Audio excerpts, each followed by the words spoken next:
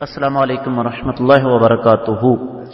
بسم اللہ والحمد للہ والصلاة والسلام علی رسول اللہ وعلی آلہ وصحبہ ومن والاه وبعد۔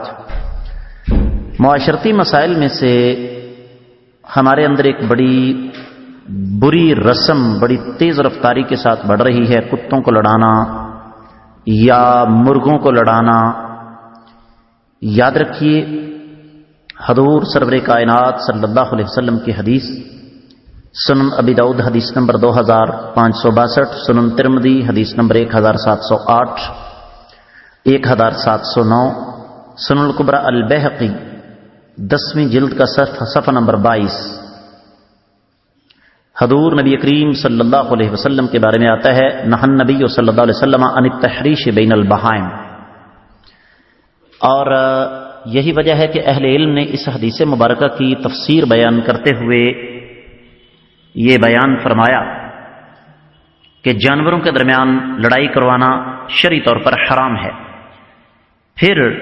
آقا علیہ الصلوۃ والسلام کی ایک اور حدیث ہے کہ اذا قتلتم فاحسنوا القتلہ فاذا ذبحتم فاحسنوا الذبح، جب تم کسی دشمن کو بھی قتل کرو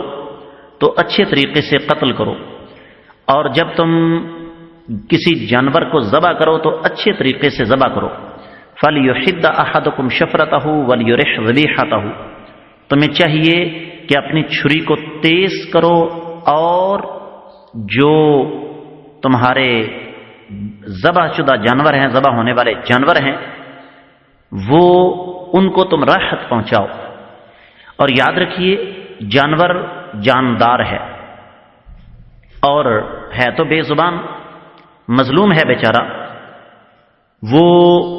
زبان سے تو بول کر آپ کو نہیں بتا سکتا کہ آپ جو مجھے لڑا رہے ہیں یہ آپ کے لیے جائز نہیں، آپ اللہ تعالیٰ سے ڈر جائیں، لیکن زبان حال سے تو ہمیں یہ سمجھا رہا ہے نا کہ اے انسان جو اپنے آپ کو اشرف المخلوقات کہتا ہے، تجھے اللہ کا ڈر نہیں لگتا؟ قیامت کے روز اگر رب کائنات نے مجھے زبان عطا فرما دی تو میں نے تیرا گریبان پکڑ لیا تو اللہ تعالیٰ کے سامنے تیرا جواب کیا ہوگا؟ اور اس موقع پر اللہ کے رسول صلی اللہ علیہ وسلم کی وہ حدیث بھی ذہن میں رکھیے گا کہ جب ایک خاتون کے بارے میں پتہ چلا کہ اس نے ایک بلی کو باندھا تھا اور وہ بیچاری تکلیف کی وجہ سے تڑپ تڑپ کر مر گئی تھی، تو نبی کریم صلی اللہ علیہ وسلم نے بڑے سخت الفاظ ارشاد فرمائے کہ وہ خاتون جو ہے وہ اس بلی کی وجہ سے جہنم کا ایندھن بن جائے گی۔ تو اس لیے میں اپنے تمام سامعین کو یہ خصوصی طور پر نصیحت کرنا چاہوں گا کہ اللہ تعالیٰ نے اگر ہمیں زندہ ضمیر عطا فرمایا ہے اور اگر رب کائنات نے ہمیں درد والا دل عطا فرمایا ہے تو ان جانوروں پر رحم کھایا کریں۔ ان جانوروں کو رب کائنات نے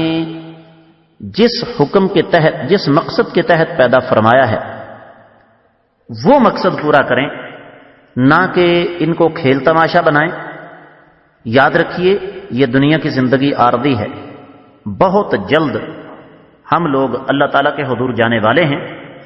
اور رب کائنات کے حضور ہمیں اپنے ایک ایک سانس کا حساب دینا پڑے گا، ان میں سے یہ گناہ بھی شامل ہے۔ اللہ تعالیٰ ہمیں بچنے کی توفیق عطا فرمائے۔